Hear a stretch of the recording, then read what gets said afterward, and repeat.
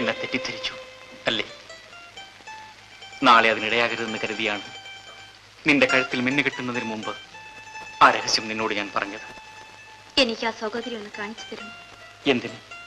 മറ്റേ ആർക്കും അവകാശപ്പെട്ടത് ഞാൻ കൈയടക്കുകയാണെന്ന് എന്റെ മനസ്സ് പറയുന്നു. അതിന് ഇന്നെന്റെ ഹൃദയത്തിന് അവകാശികൾ ആരുമില്ല. അവിടം ശൂന്യമാണ്. ഒരുമിച്ച് കൂടുകെട്ടി പാർക്കാൻ 2 കുരുവിക്കുഞ്ഞുങ്ങൾ ആശിച്ചിരുന്നു. ഒരു കൊടുങ്കാറ്റിൽ അത് തകർന്നുപോയി. പെൺകുരുവി പറന്നും പോയി. കവിയാണല്ലോ. എന്താ, പട്ടാളക്കാർക്ക് കവിത വരില്ലേ? ഞാനൊന്ന് പറഞ്ഞാൽ കേൾക്കുമോ? എന്നോട് പിണങ്ങുകയില്ലല്ലോ. എന്താ പറയൂ. ആ തങ്കമ്മയെ പോയി കാണണം. നമ്മുടെ കല്യാണത്തിന് വരാൻ പറയണം. അവളെ ഇനിയും വേദനിപ്പിക്കാനായിട്ടോ? അല്ല, എനിക്ക് മാപ്പ് ചോദിക്കാനാണ്.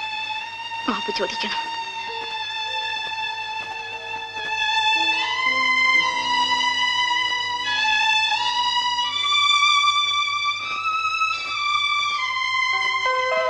തങ്കച്ച,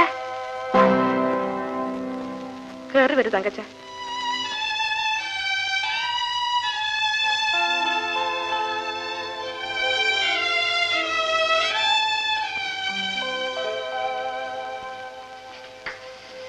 ഇരിക്കു തങ്കച്ച.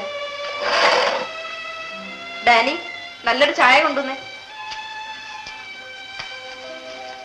തങ്കമ്മ അന്വേഷിച്ച് ഞാൻ ആ പഴയ വീട്ടിൽ പോയിരുന്നു.